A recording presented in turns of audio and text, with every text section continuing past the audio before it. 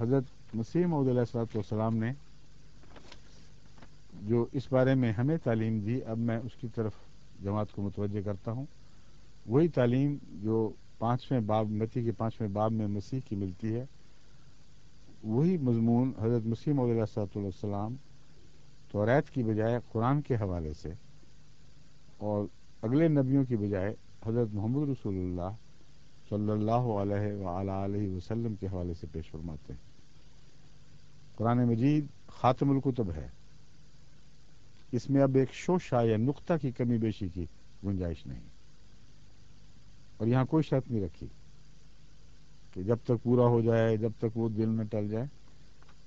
آخری کامل بلا شرط کلام ہے، کبھی کوئی گنجائش نہیں ہے. قرآن مجید خاتم الکتب ہے، اس میں اب ایک شوشہ یا نقطہ کی کمی بیشی کی گنجائش نہیں ہے. حضرت محمد رسول اللہ صلی اللہ علیہ وسلم خاتم الانبیاء ہیں. آپ کی ذات میں دین کامل ہوا ہے، اور آپ کے دین میں ایک شوشے، ایک نقطے کی نہ اضافے کی گنجائش ہے، نہ کمی کی گنجائش ہے. پھر ازالہ اہام جلد اول، یہ ملوذات جلد 8 سے لیا گیا تھا والا، صفحہ 245. ازالہ اہام جلد اول صفحہ 137 و 139 پر یہ عبارت درج ہے. اور ہم پختہ یقین کے ساتھ اس بات پر ایمان رکھتے ہیں کہ قرآن شریف خاتم کتب سماوی ہے، اور ایک شوشہ یا نقطہ اس کے شرائع اور حدود اور احکام اور اوامر سے زیادہ نہیں ہو سکتا اور نہ کم ہو سکتا ہے. اب کوئی ایسی وحی یا ایسا الہام من جانب اللہ نہیں ہو سکتا جو احکام فرقانی کی ترمیم یا تنسیخ یا کسی ایک حکم کو تبدیل یا تغیر کر سکتا، کسی ایک حکم کا تغیر یا تبدل کر سکتا ہو، یا ایک حکم کو تبدیل یا تغیر کر سکتا ہو. اگر کوئی ایسا خیال کرے تو وہ ہمارے نزدیک جماعت مومنین سے خارج اور ملحد اور کافر ہے. اس جماعت احمدیہ کو یہ ہمیشہ پیش نظر رکھنا چاہیے، اور رکھتی ہے پیش نظر. دشمن جو چاہے باتیں کرے، ہم دشمنوں کی باتوں سے بے نیاز ہیں، کیونکہ مسیح کی پیشگوئی تھی کہ تمہیں طرح طرح کی دل آزار باتیں کہی جائیں گی. اور قرآن کریم نے بھی فرمایا ہے کہ مومنین کو تو دل آزار باتیں ضرور کہی جائیں گی، کیونکہ وہ کوئی قدم نہیں رکھتے خدا کی راہوں پر چلتے ہوئے جس پر ان کے دشمنوں کو طیش نہ آتا. ان کی زندگی دشمن کے لیے ایک دل آزاری کا وجود بن چکی ہے. بس یہ بحث نہیں ہے کہ آپ کلمہ پڑھیں تو دل آزاری ہوتی ہے. آپ تو گلیوں میں چلتے ہیں تو قرآن گواہی دیتا ہے کہ آپ کے ہر قدم پر دشمن کی دل آزاری ہو رہی ہے. اس دل آزاری کو آپ کیسے مٹا سکتے ہیں جو مومن کی تقدیر میں لکھی گئی ہے؟ بس آپ دل آزاری کی خاطر قدم نہیں رکھتے، لیکن وہ قدم جن لوگوں کے لیے دل آزاری مقدر ہے ان کو بہت تکلیف پہنچاتے ہیں. بس یہ ہے وہ صورت، دشمن کی باتوں سے دلگیر نہ ہوں اور ان آسمانی نصائح پر مضبوطی سے قائم ہو جائیں.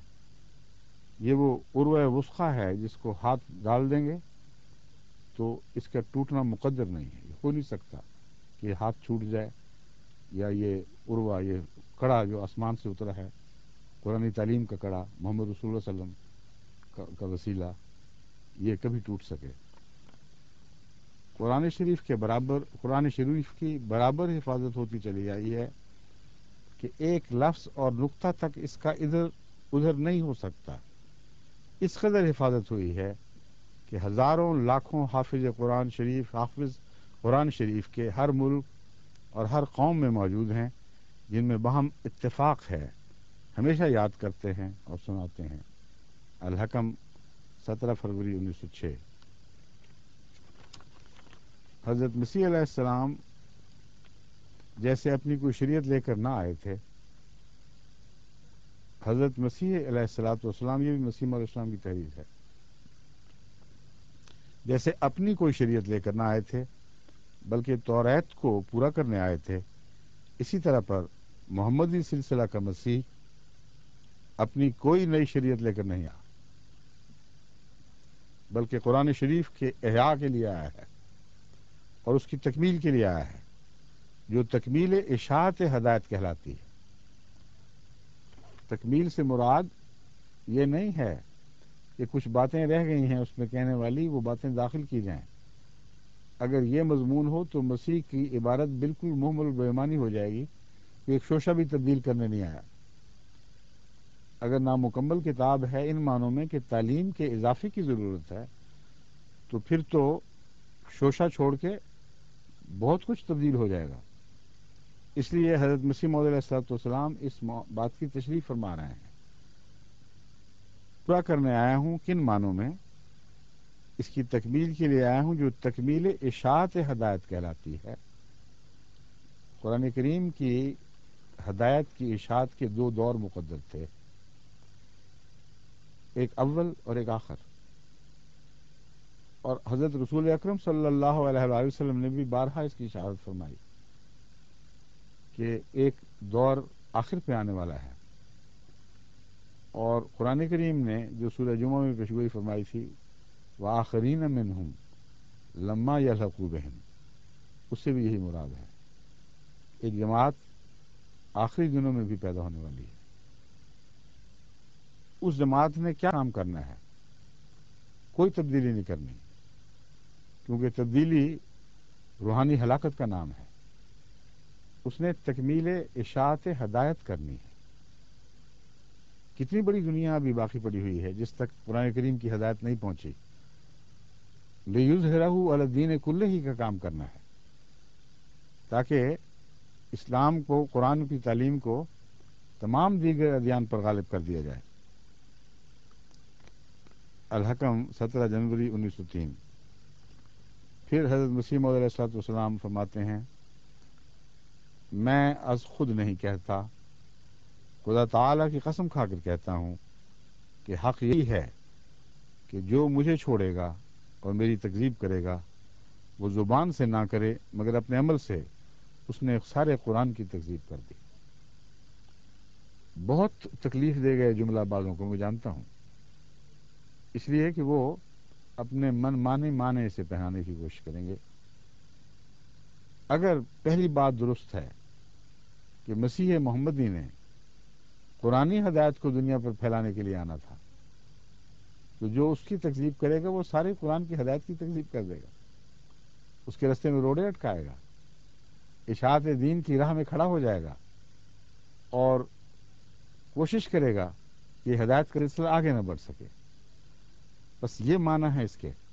اسی لیے اوپر تلے ان دو حوالوں کو اکٹھا کر کے جماعت کو سمجھانے کے لیے یہ میں نے عبارتیں اختیار کی ہیں کہ فرماتے ہیں، خدا تعالیٰ کی قسم کھا کر کہتا ہوں کہ حق یہی ہے کہ جو مجھے چھوڑے گا اور میری تکذیب کرے گا وہ زبان سے نہ کرے مگر اپنے عمل سے اس نے سارے قرآن کی تکذیب کر دی۔ زبان سے نہ کرے سے مراد یہ ہے کہ میں یہ نہیں کہتا کہ وہ قرآن کو زبان سے جھٹلا رہا ہے، زبان سے تو اقرار کرتا رہے گا لیکن عملاً زبان سے اقرار کرتا رہے گا مگر عملاً وہ قرآن کی ہدایت کی اشاعت کی راہ میں روک بنے گا۔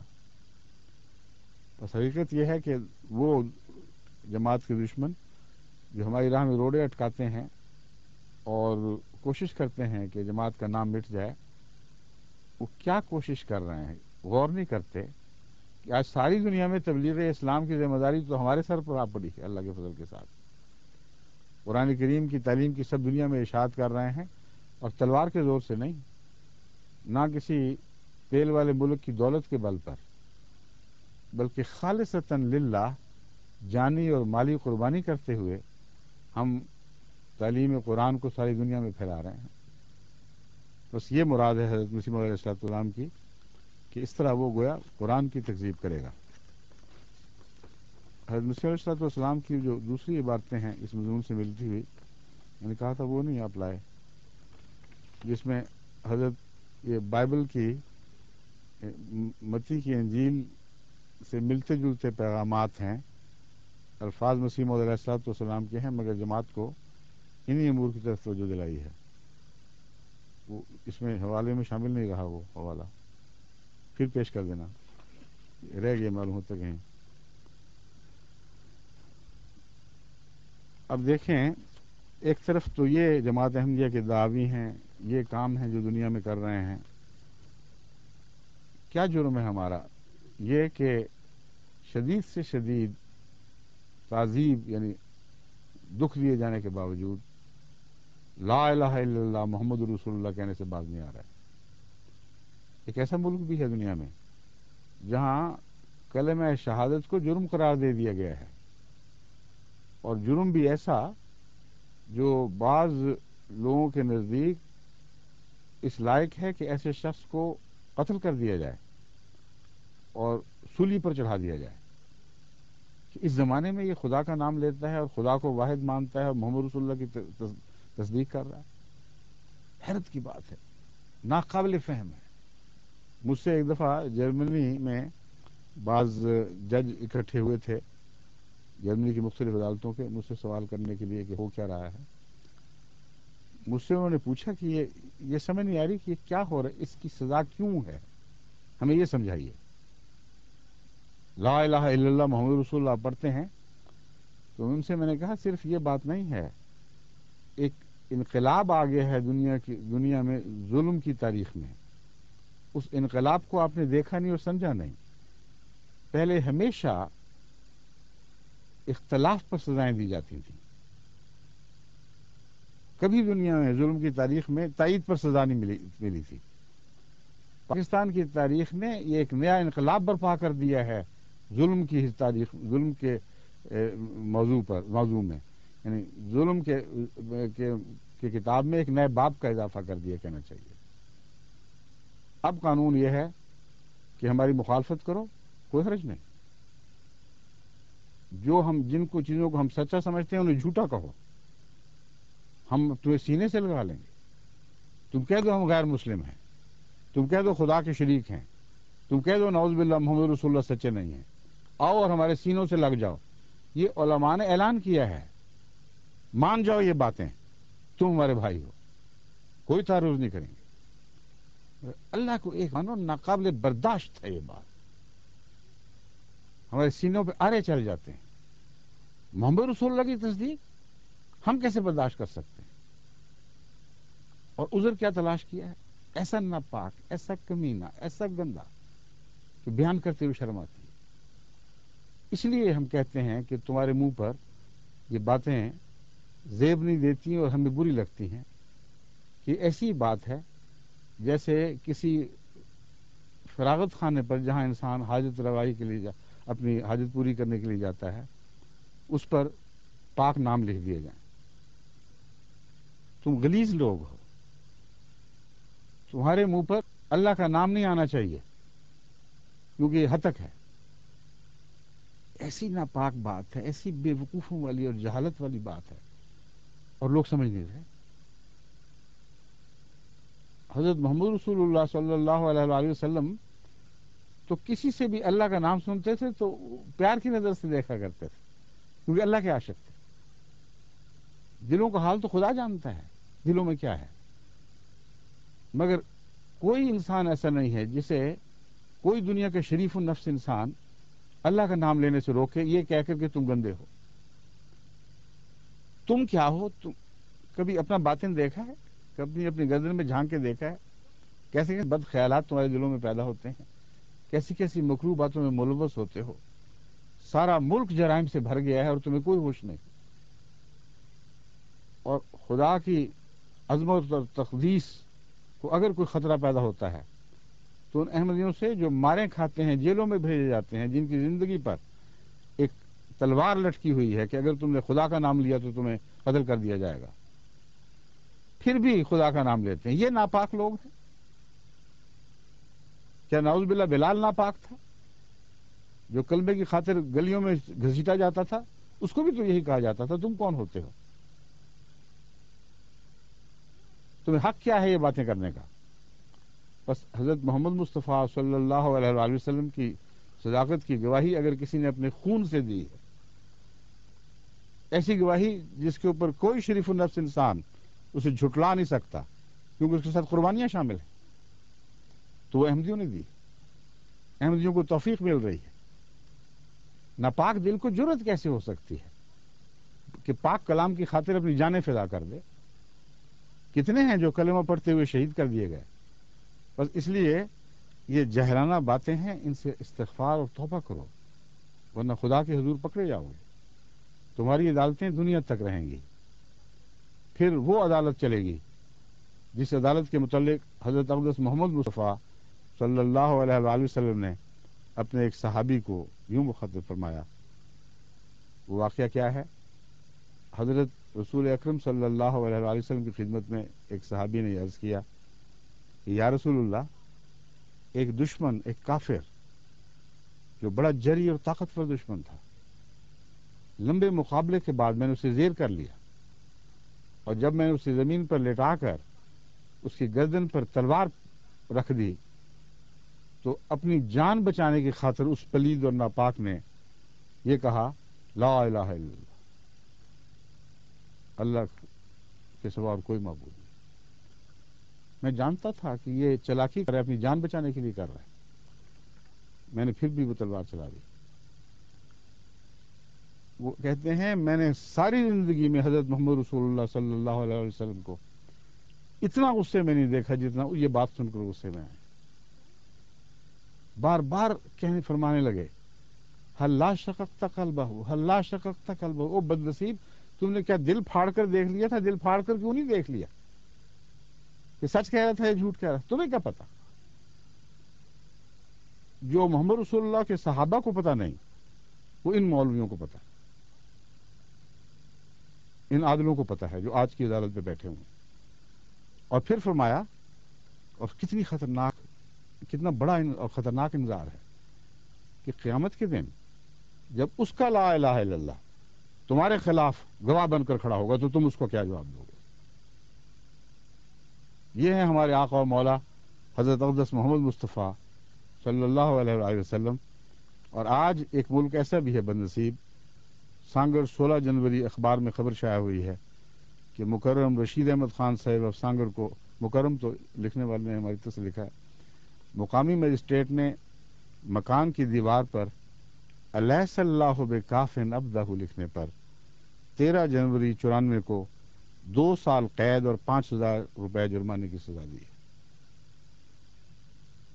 الیس اللہ بکافٍ عبدہ، کیا اللہ اپنے بندے کے لیے کافی نہیں؟ یہ جرم ہے۔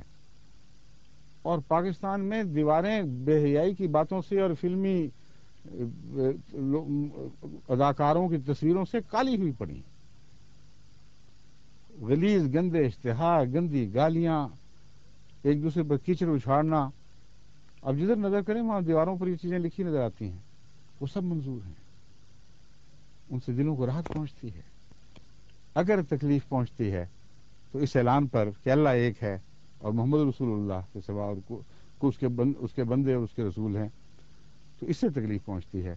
اگر تکلیف پہنچتی ہے تو اس سے کہ یہ کیوں کہا گیا الیس اللہ بکافٍ عبدہ، کیا اللہ اپنے بندے کے لیے کافی نہیں؟